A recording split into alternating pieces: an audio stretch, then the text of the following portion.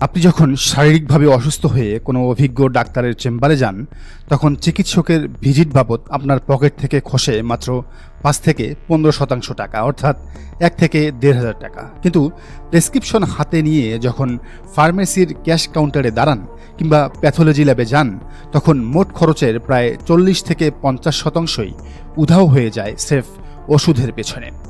বাংলাদেশের মতো উন্নয়নশীল দেশে, যেখানে চিকিৎসা ব্যয়ের সিংহভাগই সাধারণ মানুষকে নিজের পকেট থেকে মেটাতে হয়, সেখানে জীবন রক্ষাকারী ওষুধের দাম নিয়ন্ত্রণ করা কেবল কোনো প্রশাসনিক সিদ্ধান্ত নয়, এটি সরাসরি কোটি কোটি মানুষের বেঁচে থাকার লড়াইয়ের প্রশ্ন। আমেরিকার কথা আলাদা, কারণ সেখানে চিকিৎসা ব্যয় স্বয়ং সরকারই বহন করে। ১৯৯৪ সালে বাংলাদেশ সরকার তাই ১১৭টি এসেনশিয়াল বা অত্যাবশ্যকীয় ওষুধের সর্বোচ্চ খুচরা মূল্য নির্ধারণের যে আইন কার্যকর করেছিল, ওষুধ প্রস্তুতকারক শক্তিশালী সিন্ডিকেটের অদম্য চাপে গত ৩ দশকেও সেই তালিকা আর ১ ইঞ্চিও লম্বা করা যায়নি। ফলে ওই ১১৭টির বাইরে থাকা হাজার হাজার আধুনিক ওষুধের দাম নির্ধারণের একচ্ছত্র রাজত্ব চলে গেছে বেসরকারি ফার্মা কোম্পানিগুলোর হাতে। কিন্তু ২০২৪ সালের জুলাই গণ অভ্যুত্থানের পর রক্তস্নাত বিপ্লবের মধ্য দিয়ে যখন ডক্টর মোহাম্মদ ইউনূসের নেতৃত্বে অন্তর্বর্তীকালীন সরকার দায়িত্বে এলো, তখন স্বাস্থ্যের মতো স্পর্শকাতর খাতে এক যুগান্তকারী সংস্কারের সূচনা হয়েছিল। তারিখটা ছিল ২০২৬ সালের ৮ই জানুয়ারি। ফার্মা মালিকদের পর্বতসম চাপ এবং লবিং উপেক্ষা করে অন্তর্বর্তীকালীন সরকারের উপদেষ্টা পরিষদ এক ঐতিহাসিক সিদ্ধান্ত গ্রহণ করে। বহু বছরের জট ছুটিয়ে স্বাস্থ্য মন্ত্রণালয়ের উচ্চ ক্ষমতা সম্পন্ন টাস্কফোর্সের পরামর্শে সরকারের নিয়ন্ত্রণে থাকা অত্যাবশ্যকীয় ওষুধের সংখ্যা ১১৭টি থেকে বাড়িয়ে এক লাফে ২৯৫টিতে উন্নীত করা হয়। সিদ্ধান্ত হয়, দেশের প্রায় ৮০% রোগ নিরাময়ে সক্ষম এই ২৯৫টি জেনেরিক ওষুধের মূল্যের লাগাম থাকবে সরকারের হাতে। প্রতিটি কোম্পানিকে তাদের মোট উৎপাদনের ২৫% বাধ্যতামূলকভাবে এই জরুরি ওষুধ বানাতে হবে এবং দাম বাড়ানোর ক্ষেত্রে ৩৩% বেশি মার্কেট মার্ক আপ দেওয়ার সুযোগ বন্ধ করা হবে। জুলাই বিপ্লবের রক্তে ভেজা আত্মত্যাগের বিনিময়ে আসা এই একটিমাত্র সিদ্ধান্ত দেশের সাধারণ, নিম্নবিত্ত এবং মধ্যবিত্ত শ্রেণীর জন্য নিশ্চিত করেছিল এক বিশাল স্বস্তির নিঃশ্বাস। কারণ বিশ্ববাজারে ডলারের ঊর্ধ্বগতি আর নিত্যপণ্যের অনিয়ন্ত্রিত মূল্যের মাঝে একমাত্র এই সিদ্ধান্তটিই পারত সাধারণ মানুষের স্বাস্থ্যসেবার ব্যয়কে অর্ধেক নামিয়ে আনতে। কিন্তু সেই রক্তে অর্জিত সুফল টিকে রইল মাত্র ৮ মাস। ২০২৬ সালের ৩ আগস্ট নবনির্বাচিত সরকারের মন্ত্রিসভার বৈঠকে এক একক আইনি অজুহাতে বাতিল করে দেওয়া হলো অন্তর্বর্তীকালীন সরকারের করা সেই অত্যাবশ্যকীয় ওষুধের তালিকা ২০২৬ এবং ওষুধের মূল্য নির্ধারণ পদ্ধতি ২০২৬। আইনের দোহাই দিয়ে বলা হলো, ২০২৩ সালের ওষুধ ও কসমেটিক্স আইন অনুযায়ী জাতীয় ওষুধ উপদেষ্টা পরিষদের আনুষ্ঠানিক পরামর্শ নেওয়া হয়নি। তাই জানুয়ারির ওই ঐতিহাসিক তালিকা বাতিল করে আবারও ফিরে যাওয়া হচ্ছে সেই ৩২ বছর আগের ১৯৯৪ সালের পুরাতন ১১৭টি ওষুধের তালিকায়। কিন্তু জনস্বাস্থ্য বিশ্লেষক এবং প্রবীণ চিকিৎসকরা প্রশ্ন তুলছেন, জানুয়ারিতে যখন ওই তালিকা প্রণয়ন করা হয়েছিল, তখন জাতীয় ওষুধ উপদেষ্টা পরিষদ গঠিতই ছিল না। পরবর্তীতে গত ২৯শে জুন যখন সেই পরিষদ পুনর্গঠিত হলো, তখন সরকার চাইলে আইনি প্রক্রিয়া মেনে ওই ২৯৫টি ওষুধের তালিকা সংশোধন বা কাটছাট করে অনুমোদন দিতে পারত।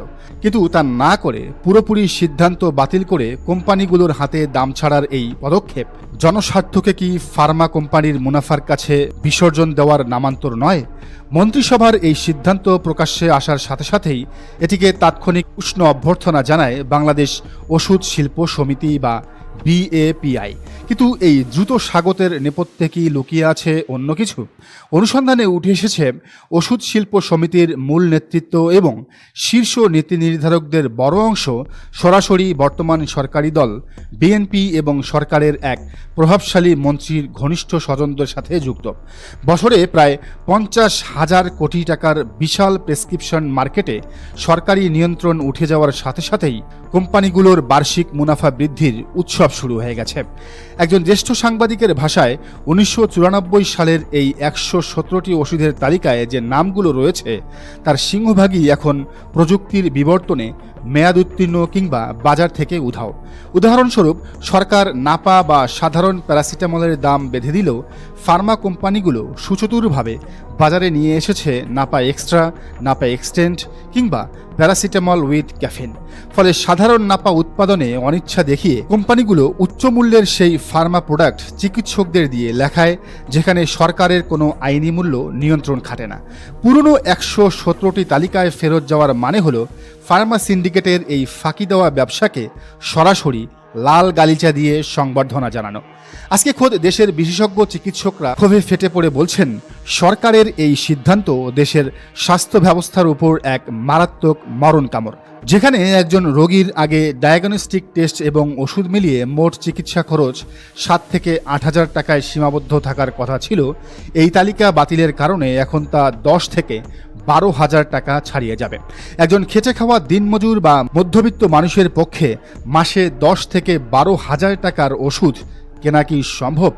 2,000 তাজা প্রাণের রক্ত, 30,000 আহতের পঙ্গুত্ব এবং অন্ধ হয়ে যাওয়া দৃষ্টিশক্তির বিনিময়ে আসা দেশের স্বাস্থ্য খাতের সবচেয়ে বড় সংস্কারটিকে যেভাবে 8 মাসের মাথায় এক কলমের খোঁচায় হত্যা করা হলো, তা বাংলাদেশের স্বাস্থ্য খাতের ইতিহাসে এক কালো অধ্যায় হয়ে থাকবে।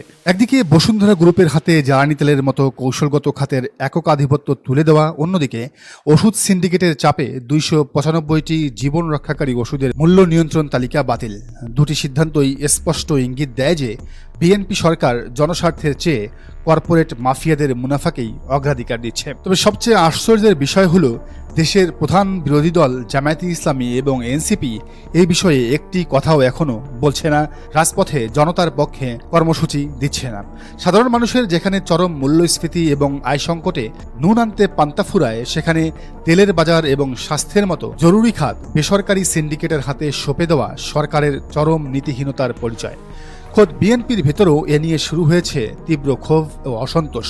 ত্যাগী নেতাকর্মী ও নীতিবান রাজনীতিবিদেরা প্রশ্ন তুলছেন, কঠিন ত্যাগের পর অর্জিত এই সরকার কি তবে শেষ পর্যন্ত গুটি কয়েক ধনকুবের ও কর্পোরেট মাফিয়াদের স্বার্থ রক্ষার হাতিয়ারে পরিণত হলো? মুক্তবাজার অর্থনীতিতে অন্যান্য পণ্যের দাম কোম্পানি ঠিক করলেও ওষুধ কেবল বাণিজ্যিক পণ্য নয়, এটি জীবন রক্ষাকারী উপাদান। যে সরকার ও রাজনৈতিক দল 6 মাস যেতে না যেতেই ওষুধ সিন্ডিকেটের ফাঁকিবাজিকে প্রশ্রয় দেয়, সেই সরকার জুলাই গণ অভ্যুত্থানের মহাবলিদান থেকে আসলে কি শিক্ষা নিল? দেশের 18 কোটি মানুষ আজ জানতে চায়, ফার্মা কোম্পানির মুনাফা রক্ষা করা নাকি সাধারণ মানুষের বেঁচে থাকার অধিকার, কোনটি অগ্রাধিকার পাবে বাংলাদেশ সরকারের কাছে, অর্থাৎ বিএনপির প্রধানমন্ত্রী তারেক রহমানের কাছে? প্রিয় দর্শক, পুরো বিষয়টিকে আপনি কিভাবে দেখছেন জানান মন্তব্যের ঘরে।